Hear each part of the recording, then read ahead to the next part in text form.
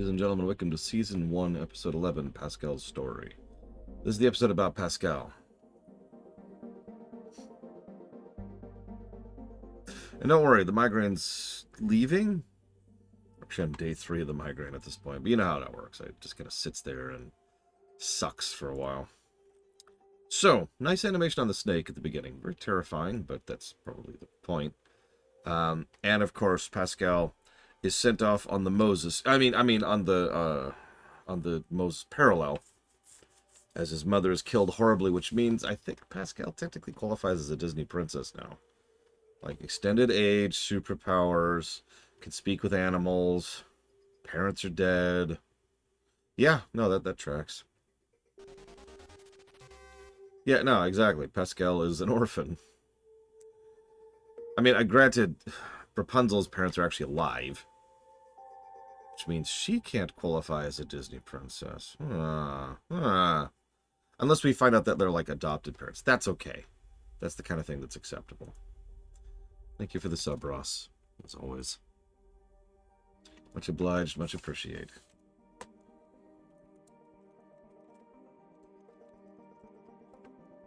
If you know what things to put those towards, please let me know. I don't know if that's true, Linerith. I've heard plenty of praise for your voice acting in the theaters, for example, and in the Doppler rewrite. But I get your point. So even young Rapunzel was still a badass with the frying pan. No shock there. But of course, all this makes sense. She literally used to have healing powers. Also, because we're no longer skipping mediums, we can now say that the exact animation that she used to activate the healing powers of her hair is the exact same animation that's being used to make the rocks activate. I don't know the exact significance of that yet, but it is something that I kept note of, because we saw the hair glow back in the movie, but the movie was 3D and different and blah, blah. Here it's the exact same animation, so okay, connection, cool, we're with it. Moving forwards, it also helps to explain some of her sanity. This woman grew up in a tower by herself. However, she did have someone to interact with, and because this is not a chameleon, but is in fact a Disney mascot character, he is functionally sentient and sapient. Ergo, she had a person to interact with on a regular basis. I mean, for God's sakes, he plays chess. I don't know what else to add to that. It's no wonder that Mother Gothel was able to walk away for such long swaths of time without any real issues. One moment. So that's going towards One Shot, Pokemon Violet, and Yakuza Like a Dragon. And yeah, I know that Disney always likes to play it loose with what is sentient and what isn't. But as you pointed out in chat, yeah, obviously Max qualifies. So I'm not sure if every animal qualifies, because that's usually how it is, right? Like there's specific animals or specific type of animals, and the rest is just, don't think about it. Don't think about it. Don't think about it. What are you eating for dinner? Pork? Don't think about it. Pascal is actually one of the better mascots. I was thinking about that as we're going through this episode. I'll talk about that in just a minute. But I have to comment on something that is a true atrocity to cooking, to chefs everywhere. Why would you add that much balsamic to plum gravy? That sounds terrible. Anyways. You want to... we can talk about... let's talk about Disney mascots now, because let's see. Back in... we didn't really have a mascot. Not really. I know, right? We didn't really have a mascot back in Little Mermaid. Sorry, I only got like 4 hours of sleep. I apologize. So I'm still kind of just clunking here a little bit. Doing the best I can. Hang on. So let's look at what we got here. Let's just look at the Renaissance for a second, shall we? So there wasn't really one in Little Mermaid. We're gonna skip over Rescuers because nobody cares about that. Beauty and the Beast didn't really have a mascot, because all those were just people who were transformed. Aladdin definitely had a mascot. Aladdin's probably our first no-really mascot, because Aladdin had Abu. And Abu definitely is the mascot of Aladdin. Because, see, the mascot's a little different from the sidekick or the comic relief or the cute character. I know that sounds strange, but the mascot is a unique... It's a Venn diagram, right?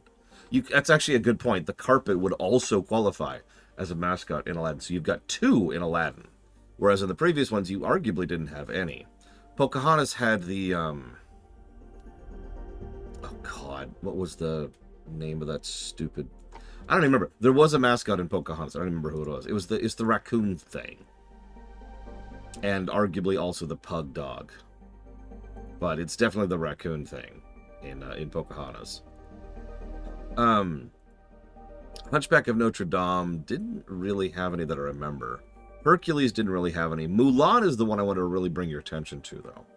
Tell me, who's the mascot of Mulan? If you say there was no mascot, or if you say that it was Mushu, then I'm afraid you're wrong.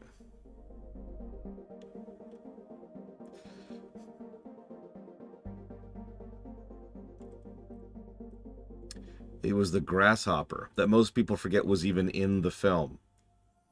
I'm sorry, this stuck in my head because you probably know I actually covered, I did a rumination on that film, excuse me, and nobody knows who the hell the grasshopper is, and everyone forgets the grasshopper's even there. He is definitely and 100% the mascot of the film, or maybe it's a cricket. I don't know. It's some kind of insect. That's true. Hercules did have the horse. I forgot about that. So Hercules did have one. But no, it's the frickin' cricket or grasshopper or locust or whatever the hell it is. And I bring it up because during the creation of Mulan, they kept insisting. There was like this one person was like, and what about the cricket? What's the cricket doing? And everyone else in the table was like, nobody cares. And they just kind of threw in the cricket because, okay, fine, whatever. Don't feel like arguing this. Yeah, Tarzan didn't have one to my knowledge. The closest thing Tarzan came to was Sabor, and that doesn't qualify at all. And then they've drifted in and out ever since, in both directions. But the reason I bring all of this up... Oh yeah, Frozen had that stupid reindeer, I guess? Ugh. Yeah, Tarzan had the jungle. But then we get to Tangled, which is actually before Frozen, but whatever. And Tangled has Pascal. I do remember Pascal reasonably well from the movie, but they do some good stuff with him in the show, and I think, based on all of the evidence that we just showed of all the various mascots up to date, I think they've hit a sweet spot. Because the cricket wasn't irritating back in Mulan. And some of these, like the Pegasus, have been amusing in terms of how they've been portrayed. And like once or twice they've actually been competent. But I think Pascal is the only one that sits in the middle of that particular Venn diagram. The one that actually is amusing, cute, and competent. And that's been shown pretty much this whole time. Yeah, I was about to say, frankly, I prefer Pascal over Shorty. I guess that's a low bar, but I stand by that statement. Speaking of which, we got 2 Shorty counters for this one. So... Cassandra goes and starts doing... Yeah, it's the eyes. Starts doing the chess thing. Alright, let's go play chess. Okay, cool. Chess is war. You must play with no mercy. And this makes perfect sense to me because Cassandra is the type of person I absolutely hate to play games with, be they table, board, or video. I like winning as much as the next person, although I'm not a big fan of versus, but the kind of person who takes the game a little bit too seriously. And I know that accusation is leveled at me all the time, and those people are idiots because they have no idea what taking a game too seriously looks like. Yeah, Cassandra learned chess from her father. Her adoptive father, obviously. Yeah. I've encountered these people plenty of times because I've played D&D for 30 years. And, yeah, they're not cool. To be honest, I don't have a better way to put that. It's funny because I really like people who take D&D, for example, seriously. In fact, that tends to add to my enjoyment. Someone who gives enough of a damn to care and bother and be affected by the outcome of the game. That's awesome. Yeah, I saw that. That's just Plo Koon. I'm into that. Really. I'm that kind of a player. But the moment you basically allow that to drift into dickhood, right? Like, that's the line, essentially. It really could be defined as the moment you become a dick in pursuit of caring too much about the game. That's the line right there. Odd. Anyways, let's move on. So then we find out that Friedborg is allergic to lizards. Lizard what? Like, when you say you're allergic to cats, you're talking about the hair getting in your nose, and that causes issues, right? and the bits of skin. What is it about a lizard you're allergic to? Their scales? Is that what this is? Do they have sweat? Do lizards sweat?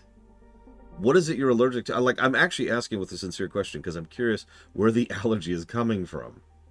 What is it about a lizard that you can be allergic to? I guess they do shed skin? Can you be allergic to lizard skin? Like, these are all questions. I'm not trying to be judgmental. It's just felt like a cheap way to make sure Pascal can't go to the party. Then Shorty shows up.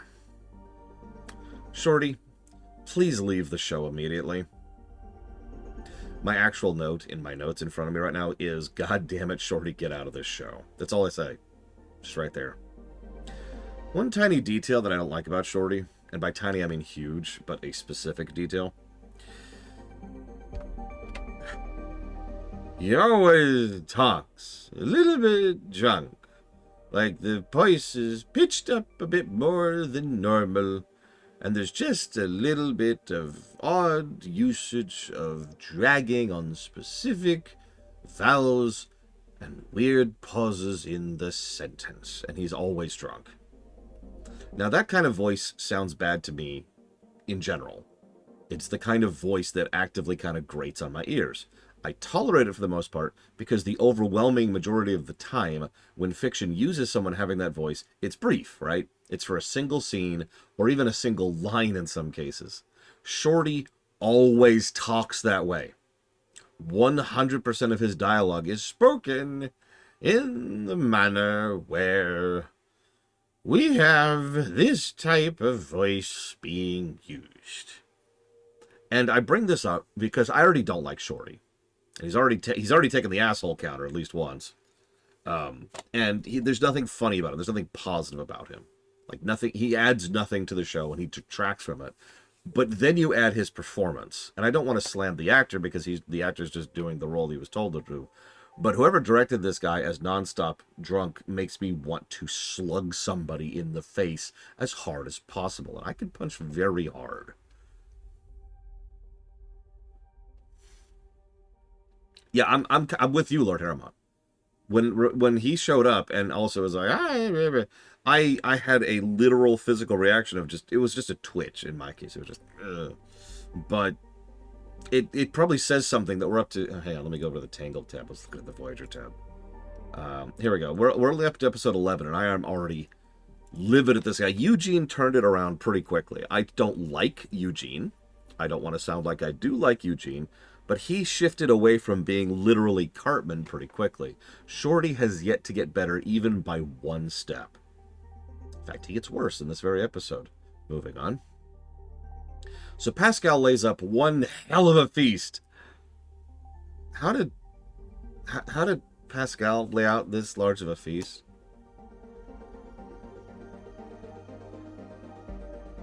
I agree with you, Lynn.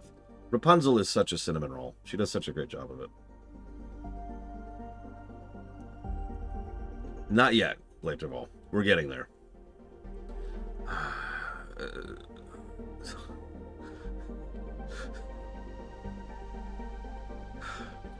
So Shorty, we have a tidbit where, Pascal is like, "Oh, I've set this up and I've set this up, but I made the feast. I made the feast." There's this thing I hate in real life, but also in fiction.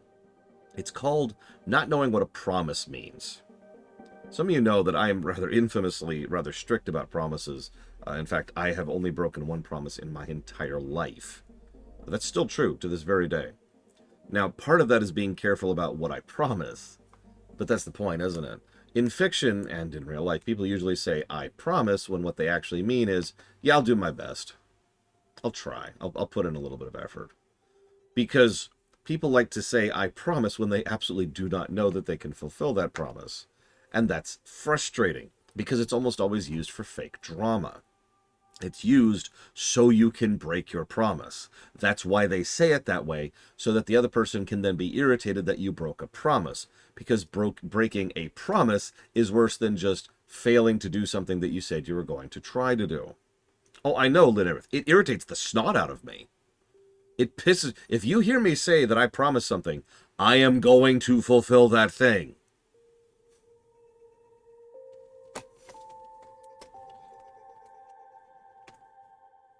Usually, I actually say I'll see what I can do, Lord Harriman. In fact, actually, you may have heard me say this because I say this often in just my normal vernacular. I tend to say, no promises. You know, I'll see what I can do, or I'll try, or we'll see. But then, no promises. Yeah, exactly, 040. If a show or a movie or a game or whatever says, I promise, what it means is, I will fail to do this thing. I've got a good example for you in an otherwise rather excellent movie. In the Black Panther movie, the first one, oh God, I can't think of his name. The main character, Black Panther, actually flat out says, don't worry, I promise that I will get you this man, and I'll get him back for you, and it'll all be for you, and everything will be cool forever. And you know that the moment he says that, what that he's saying is he's turning to the audience and saying, I will fail to fulfill on this promise, and it will drive drama later. And lo and behold, T'Challa, thank you. Lo and behold, what happens? Now, having said all that, I don't want to drive this too much down. You know, I don't want to be too negative about this point, because it does drive me absolutely insane. But let's ignore the fact that, you know, most people don't understand what the word promise means. That's fine. Language is language. Okay, sure. Doesn't change the fact that fiction uses this for fake drama. And it's always fake. It's always bullcrap drama. Just like we just talked about. Just like in Black Panther, the example I just gave. That's the problem. Even if we somehow magically changed around their words to be something a little bit more reasonable, that's not the issue I have. The issue I have is the episode or show or movie or game or whatever is going out of its way to try and stir the pot in a fake drama-y kind of a way, which is usually cheap or ill thought out or just generally bad writing. And lo and behold, here we are. Now, you're probably thinking I'm being very down on this episode for that fact, and you'd actually be wrong. Weirdly enough, this episode does a pretty good job with dodging the fake drama bullet, for the most part. So, this is a rumination. I don't know what you want from me. We talk about things that the episode brings up. That's the format. That has been the format for 13 years. I don't know what you want from me. So, Pascal sets up the feast. That's cool. And then Strongbow shows up and is an asshole. And he is, too. Straight up steals all this food that Pascal showed up. Also while imprisoning him, while lying and deceiving. And we found our asshole for the episode. I will give the episode credit. The asshole only has 2 relatively short scenes. Okay, thumbs up. We're getting better. The asshole is shrinking. I also do like the slogan. Corona! Hitting them where the sun does shine. Sorry. I was lying, by the way. The actual asshole is Shorty. Again. Shorty shows up and talks like this. I'm not going to drag the joke out. Let's talk about why Shorty sucks, part 2. So far, pretty much every episode, except I think the first one, has had at least one asshole part. And it is definitely Shorty in this. I mean it. Because ignoring the fact that Shorty is definitely an asshole in many of his iterations, he is specifically the asshole who is driving some of the drama here. If he had not wasted Rapunzel's time, she would have gotten back in time to be able to find Pascal before he decided to run away and blah, blah, blah. So, no, it's Shorty. Again. And you know what irritates me the most about this? Shorty is a one-note gag character. You've probably seen one-note gag characters before in fiction. Generally speaking, when you have a character that is a one-note gag character, they only show up once, maybe twice, and that's it, because they have only one note and one gag to their name. This is very, very basic levels of literary construction. You don't want to hit the same note on the piano over and over and over, do you? Unless you're playing taps. So, yeah, I'm a hobo drunk person who's disgusting. Okay, that's it. That's it. What are we on? 11 episodes. Not changed. Not even 1 inch. He has not moved 1 centimeter past that point. In a show based on a movie which had an entire song about how people have hidden depths, Shorty is just the oblivious drunk hobo who's gross. That's it. Hang on, it gets worse. So that's how he's wrong, like as a character. But in this specific episode, he's wrong. Obviously because he's driving the fake drama. We already talked about that. But because he is a waste of time. How many of you are familiar with Evermore? It's a theme park. I know I'm going way off topic here, but I swear this is related. Yeah, DKC. You're right. DKC did the exact same thing, O40, in every episode. Nobody knows what I'm talking about. Okay, so Evermore was a theme park. That's really all you need to know. Let's just leave it at that. You may or may not also know that there is a Taylor Swift album called Evermore, and you're probably already starting to see where this is going. In what had to be one of the stupidest attempts to drum up publicity ever, the park decided to launch a spurious who? Bionic Punk?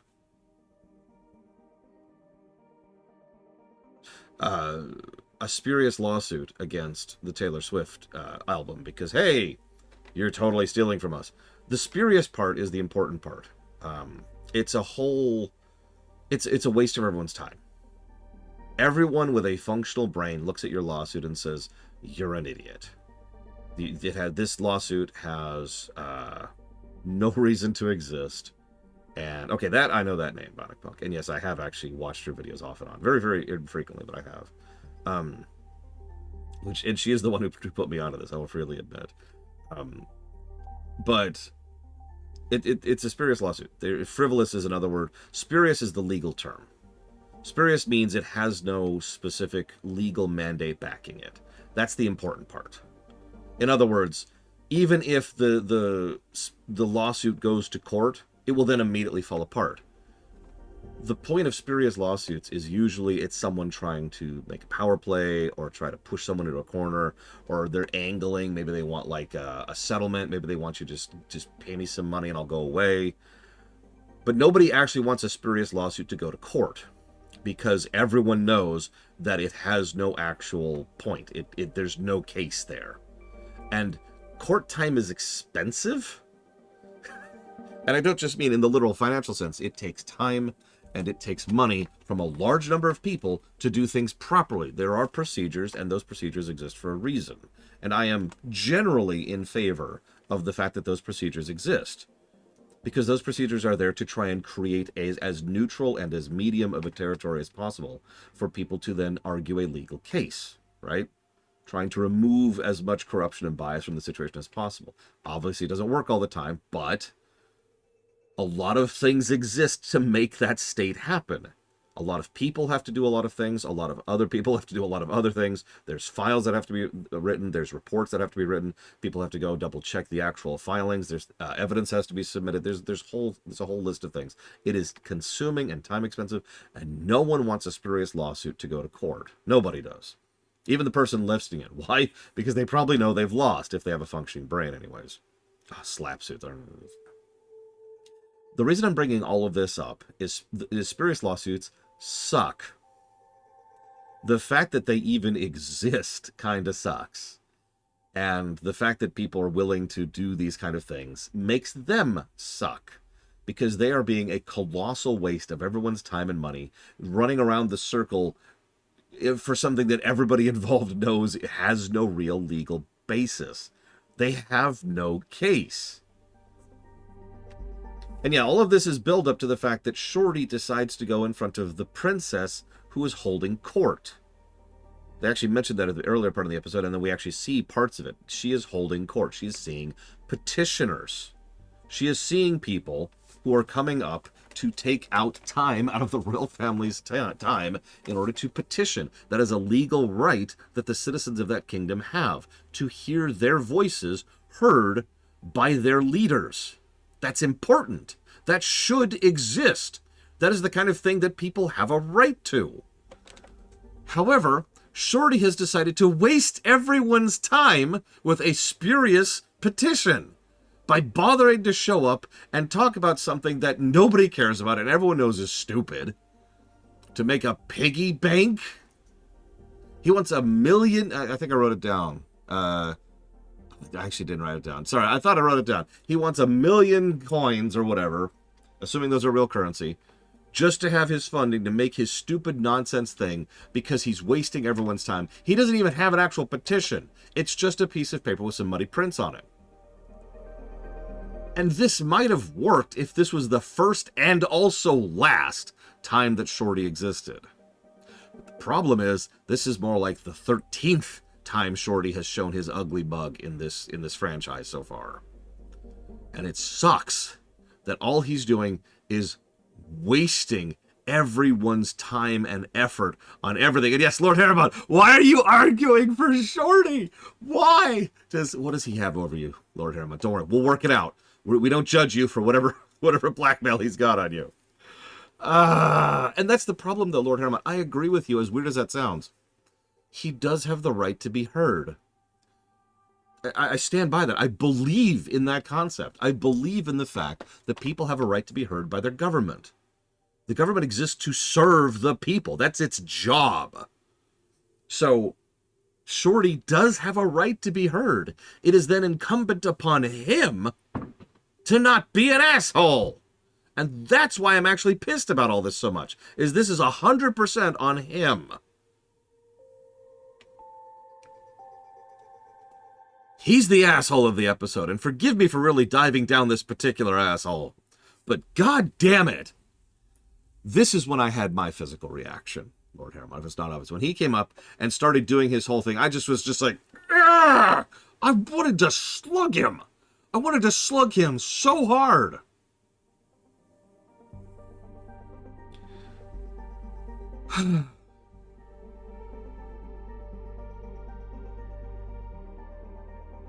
Yeah, Shorty has officially reached get off my screen. He was already drifting that way.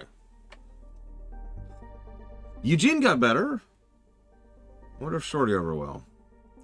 Anyways, so we get to the closest thing we have to actual fake drama in the episode. It's minuscule, but it's there, where it's like, oh, you're my best friend, and Pascal only hears part of the conversation. They don't touch on that too long, so I'm going to give them a pass on that. That's an interesting point, though. How old is Pascal? Like, he's got to be at least 10, right? How old do chameleons live to be? I actually looked this up, funnily enough, and got a wildly divergent answer, so I have no idea. There's anything from 8 to 25 years, so I have no idea on that front. I know. Disney character. Yeah, he's functionally immortal. I get it. Whatever. I do also, I find this funny because I was in my notes typing up he should probably be dead when the snake showed up on screen. So obviously the snake is trying to correct this egregious oversight here. I like how Rapunzel goes to wake up Eugene. And he's exhausted, and boy, I know that feeling. But he looks at her face. And there's just this moment where he's like, okay. And he gets up. It's like, all right, we're gonna look. We're gonna do this. Because he understands that this is real to her. Then Cassandra shows up. And is like, yes, listen, you have a full day. We can't look for Pascal. And she's very polite about it. She's very diplomatic about it. Listen, we can't do this right now. We've got other things to deal with, and you've got a full day. And Rapunzel just lays down the law. I love the way the voice actress says these lines. I love the way Rapunzel just goes hard here. It's a fantastic scene. And it does so much to emphasize exactly how much this means to her and how much she is capable of taking charge when need to. It's just, wow. Okay, yeah, that's honestly intimidating. Then she pulls out the thing and she lists the reward for any news about Pascal. I counted. She offered 1 trillion. Didn't say what, just 1 trillion. I think I figured out where the financial woes of this kingdom are coming from. A couple of bumps aside, and there are a couple of bumps, this is probably one of the better make time for your friends stories I've seen in a while. You know the type, right? This is the kind of thing we see in a lot of fiction, actually, especially animated stuff, where there's at least one episode which is all about, I'd love to spend time with you, but I'm just so busy now. And it's usually from the perspective of the person who's being left behind, right? It's a very, very common format.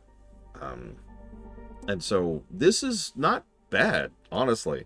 Pascal is overreacting a little bit, but only a little bit, and mostly is just pining for the good old days in his own way, which is understandable, especially from a lizard. It also doesn't Go, yeah, mending fences. Oh. It also doesn't really go into fake drama land, like I actually mentioned earlier. As much as I complain about the promises thing, this episode didn't hit that button as hard as it probably could have. We also have barely had a lot of Pascal in previous episodes. That's very true. He's just been kind of there, being the mascot. And then the snake shows up. And the snake's like, "Behold, at long last, I will kill you once again, as I should have, for the first time, for the last time." And, I don't have much else to add about that. The snake literally gets its tooth stuck in the ground, by the way. That is one solid tooth. There's a little detail here that I have to point out because it's wonderful. When they clear the brush and look at the tower, we actually see it from the perspective of of facing her. So we see Rapunzel here, and she looks up and she sees the tower and physically recoils, just instantly and instinctively. And Eugene's right there, and flat out says, "We don't have to do this," and then offers to go with her. She's like, "No, I owe it to Pascal." And it's like, all right. It's a nice moment. It's a nice moment, and it does a good job of emphasizing exactly what this tower is. Remember, this is the first time they've been back to the tower, and the first time they've actually acknowledged the tower's existence to any substance in this show. It also says a lot about how much she cares. Obviously, we've already established twice how much she cares about Pascal. But the fact that she's willing to push through this kind of trauma for him actually says more than the other two, in my opinion. Pushing through trauma is harder than it sounds, and is the kind of thing that most people, frankly, can't do. Or maybe can't is the wrong word, but certainly do not manage. The fact that, she is willing to do this and succeeds in doing this is significant. There's also a lot of interesting stuff. The mirror is still broken, obviously.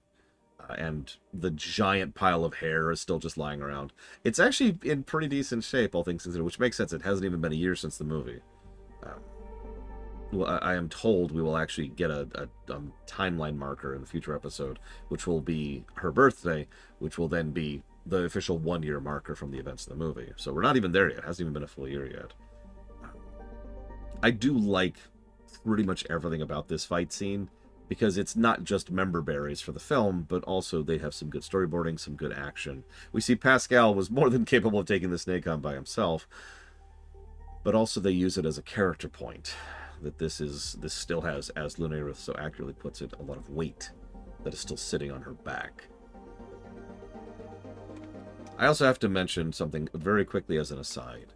I've talked a few times about Frank Welker. Most people, when they hear their name, they're like, "Who?" And I always say, "Oh, don't worry, you've heard Frank Welker before." And they're like, "What? What's he been in?" And then I always stall a little bit, because he's in everything. If you've ever heard an animal in Disney, you've heard Frank Welker.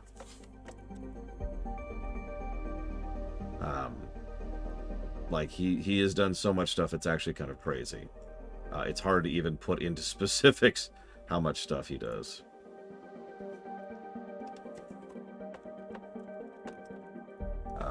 And maybe I got the name wrong? Hang on a second. I swear it was Frank Welker. Hang on a second. Hang on.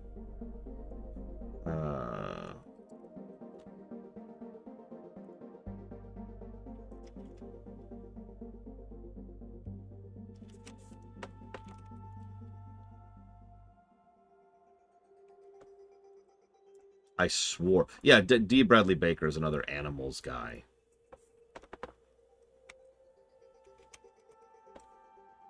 Sorry, one moment. I hate this, by the way. I absolutely hate this. It's so hard. Nobody credits their characters. Nobody credits their actors. Drives me bonkers. They literally don't list it. They literally don't list who actually does. I swear to God, I saw that it was Frank Welker doing this. Well, it doesn't matter. It's either Frank Welker or it's D. Bradley Baker. It is going to be one of the two, because it's always those two people. Whichever one it is.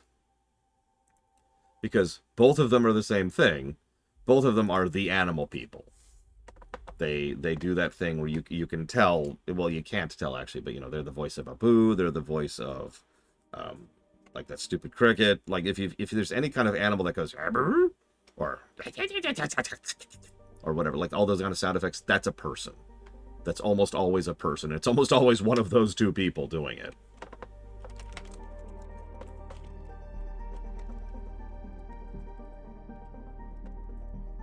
All of this is just a way to say that I think he's doing a good job. That's all it is. Pascal sounds legit. That's really all I was going for. Thank you, Candyman, for the sub. Always appreciate. I will go ahead and jot that down for the FF Pixel remasters, the FF1, and the FF4 comparison blocks. Yeah, I've noticed Alan Tudyk has been doing a lot of that lately, which is funny to me. Of all things for Alan Tudyk to drift into, but he has absolutely been drifting into that. He played the rooster in Moana, for example, and I don't remember what else, but I know that one off the top of my head.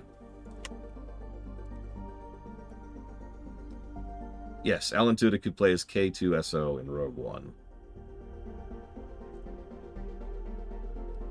Let's see here.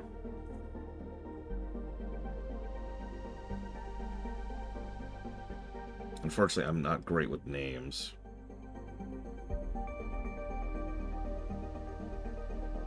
He apparently plays... Well, I don't know who that is.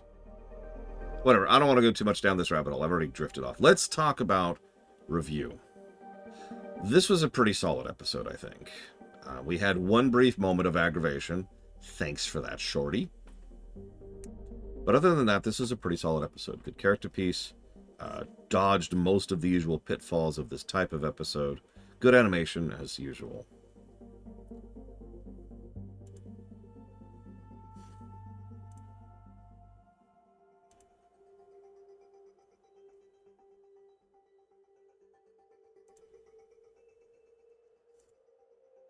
I have to admit, I wasn't expecting this to be a good one.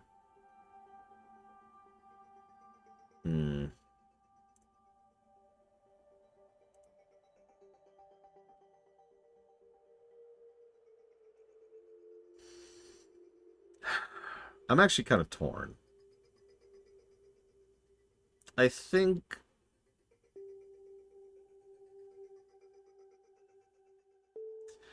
I mean, Lance irritated me, and Shorty has officially reached get off my screen territory. By the way, hi, Alpha Squid. I think I'm going to say a low orange. I mean, it's still orange. That's how that works. This is why Mr. Red stopped using my system and started using a much more granular system. But I do think that it qualifies for orange. We'll go ahead and slot that in. I was actually, if I can really quick as an aside here, recently I've been sitting down, along with input from quite a few people, putting colors, that is to say, reviews, to Trek, since we've gone through so much of Trek at this point. And I just want to say, I know some people look at Tangled Season 1, they're like, oh, this show sucks so much. And then I look at Voyager Season 1, which is yellow, blue, black, green, yellow, orange, green, yellow, blue, green, yellow, blue, red, yellow, blue. And it's like, ugh. And then we look at TNG Season 1, which is blue, black, black, blue, green, blue, black, blue, black, blue, green, blue, black, green, blue, blue, blue, yellow, yellow, yellow, black, blue, green, blue, green.